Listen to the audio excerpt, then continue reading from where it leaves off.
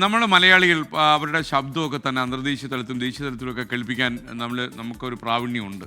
അങ്ങനെ ഈ ദേശീയ കായിക രംഗത്ത് കായിക പ്രക്ഷേപണത്തിൽ ഒരു ശബ്ദം കേൾപ്പിച്ച മലയാളിയാണ് വി ശിവകുമാർ. തിരുവനന്തപുരത്ത് ആകാശവാണിയിലെ വി ശിവകുമാർ. അദ്ദേഹം ദേശീയ സ്പോർട്സിൻ്റെ ഓൾ ഇന്ത്യ റേഡിയോയിലെ ചാർജ് അദ്ദേഹത്തിനായിരുന്നു. അപ്പോൾ അദ്ദേഹം സർവീസിൽ നിന്ന് വിരമിച്ചു. 32 കൊല്ലത്തെ ആകാശവാണി സേവനമാണ് അദ്ദേഹം അവസാനിപ്പിച്ച് പടിയിറങ്ങുമ്പോൾ നമ്മുടെ കായിക രംഗത്ത് പല പ്രക്ഷേപണ മാറ്റങ്ങളും കൊണ്ടുവരാൻ അദ്ദേഹത്തിന് കഴിഞ്ഞു. കായിക രംഗത്തിന് തന്നെ അഭിമാനമായി മാറിയ സ്പോർട്സ് പ്രക്ഷേപകനാണ് അദ്ദേഹം.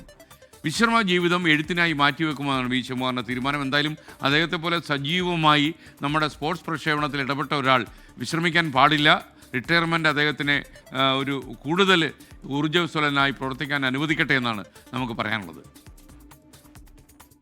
37 വർഷത്തെ ഔദ്യോഗിക ജീവിതം, അതിൽ 32 വർഷവും ആകാശവാണിയിലെ സേവനം. വി ശിവകുമാർ ആകാശവാണിയിൽ നിന്ന് പടിയിറങ്ങുന്നത് തല ഉയർത്തിപ്പിടിച്ചാണ്. ആകാശവാണിയിൽ ഒരു മലയാളിക്ക് ചെന്നെത്താവുന്ന ദൂരം അത്രയും താണ്ടി. കായിക പ്രക്ഷേപണത്തിൻ്റെ ദേശീയ സാരഥിയായി സേവനമനുഷ്ഠിച്ചത് നീണ്ട 8 കൊല്ലം. ഡൽഹി, പൂനെ, ഗോവ, ദേവികുളം, തിരുവനന്തപുരം നിലയങ്ങളിൽ പല കാലങ്ങളിൽ പ്രവർത്തിച്ചു. ആകാശവാണിയുടെ വളർച്ചയും കിതപ്പും പിന്നീടുള്ള ചെറുത്തുനിൽപ്പുമെല്ലാം കണ്ടു. ഞങ്ങൾ തുടങ്ങുന്ന സമയത്ത് ദൂരദർശൻ വന്നു കഴിഞ്ഞ തിരുവനന്തപുരത്ത് ദൂരദർശൻ വന്ന ഒരു കാലയളവിലാണ്. ആ സമയത്ത് റേഡിയോ ലിസണിങ് നന്നായി ഉണ്ടായിരുന്നു. ഇടയ്ക്കുള്ള ഒരു കാലയളവിൽ ടെലിവിഷൻ വന്ന ഒരു 2000 ഒക്കെ കഴിഞ്ഞ് 2010 വരെ അത് ഒരല്പം കുറവ് വന്നിരുന്നു. പക്ഷേ FM ചാനൽസ് വന്നതിന് ശേഷം അതിൽ വളരെ വലിയ വർധനമാണ് ഉണ്ടായിരുന്നത്. ലണ്ടനിലെയും റിയോയിലെയും പാരീസിലെയും ഒളിമ്പിക്സ് റിപ്പോർട്ട് ചെയ്തു. ഇന്റർവ്യൂ ചെയ്തവരുടെ പട്ടിക ഉസൈൻ ബോൾട്ട് വരെ നീളും.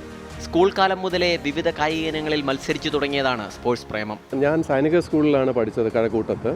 അപ്പോൾ ഏറ്റവും കൂടുതൽ സ്പോർട്സിന് പ്രോത്സാഹനം നൽകുന്ന ഒരു സ്കൂളാണ് സൈനിക സ്കൂൾ.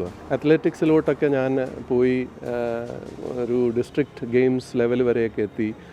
അങ്ങനെയൊക്കെയുള്ളൊരു സൗകര്യം ഒരുക്കി തന്നത് സ്കൂളാണ്. അപ്പോൾ സ്കൂളിൻ്റെ ഒരു ഇൻഫ്ലുവൻസ് എപ്പോഴും സ്പോർട്സിനോടുള്ള താല്പര്യം വളർത്താൻ സഹായിച്ചു.